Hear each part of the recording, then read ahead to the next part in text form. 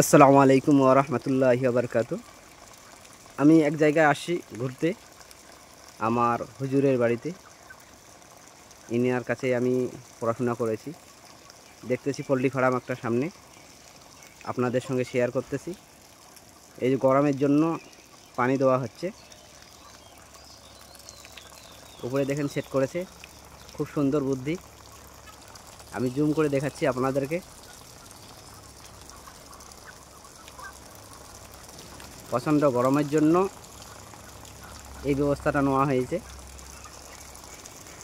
খুব সুন্দর লাগলো জিনিসটা।